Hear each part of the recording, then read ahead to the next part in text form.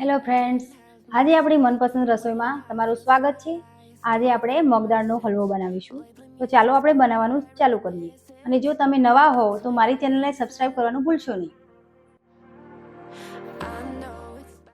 જો મગદાળનો હલવો બનાવવા માટે આપણે પહેલાં એક વાટકી મગની દાળ લઈશું. એ જ માપનું આપણે ખાંડ લઈશું અને ઘી લઈશું અને ડ્રાયફ્રૂટ લઈશું અને ઇલાયચી પાવડર લઈશું અને આપણે દૂધ પણ લેવાનું છે. મગની દાળને આપણે સૌપ્રથમ સરસ રીતે ધોઈ દઈશું.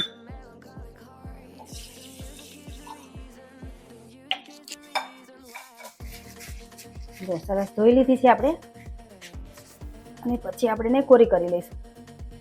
હવે એક રૂમાલ લઈ લઈશું આપણે અને પછી મગની દાળ નાખી દઈશું અને એને કોરી કરી લઈશું.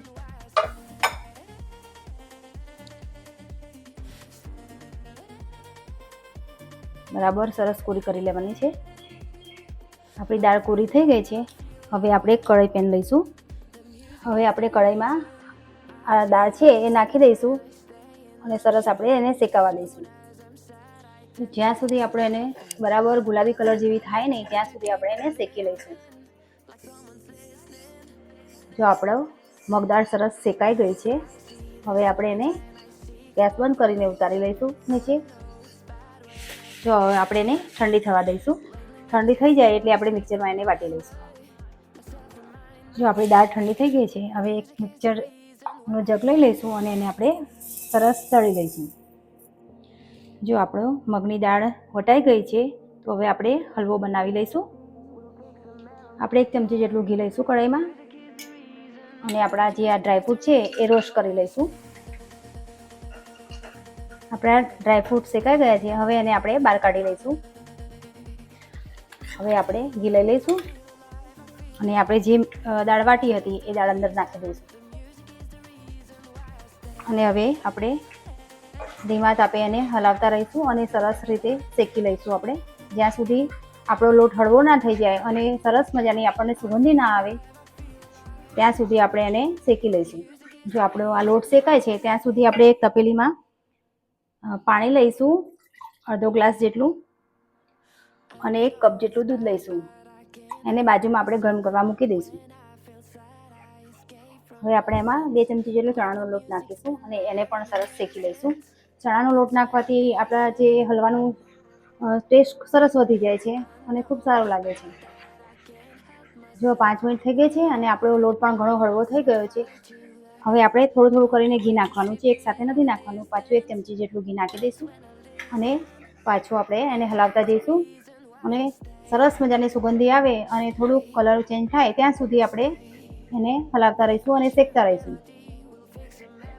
જો આપણે એમાં ઇલાયચી નાખી દઈશું અને આપણે જે ઘી બાકી હતું એ ઘી પણ નાખી દઈશું અને લોટ શેકાઈ ગયો છે અને આની સુગંધી આખા જ ઘરમાં ફેલાઈ ગઈ છે. ખૂબ સરસ સુગંધી આવી રહી છે. હવે આપણે જે દૂધનું અને પાણીનું મિશ્રણ ગરમ કર્યું હતું એ અંદર નાખી દઈશું થોડું થોડું કરીને અને હલાવતા જઈશું આપણે.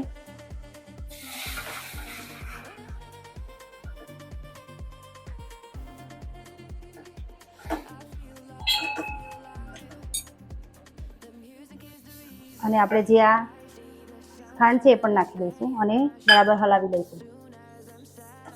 આપણી ખાંડ જ્યાં સુધી ઓગળે નહીં અને ઘી આપણું છૂટું ના પડે ત્યાં સુધી આપણે એને હલાવતા રહીશું અને શેકતા રહીશું. જો આપણો હલવો બનીને સરસ તૈયાર થઈ ગયો છે અને બધું જ ઘી સરસ છૂટું પડી ગયું છે અંદરથી, તમે જોઈ શકો છો. હવે આપણે ડ્રાયફ્રૂટ નાખી દઈશું અંદર અને હવે ગેસ બંધ કરી અને સર્વ કરી લઈશું હલવો.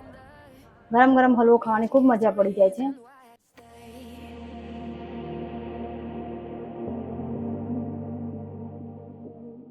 જો ફ્રેન્ડ, સરસ મજાનો આપણો મગદાળનો હલવો બનીને તૈયાર થઈ ગયો છે અને ખૂબ સરસ બને છે અને ઝડપથી બની પણ જાય છે આ ટ્રીકથી બનાવો તો.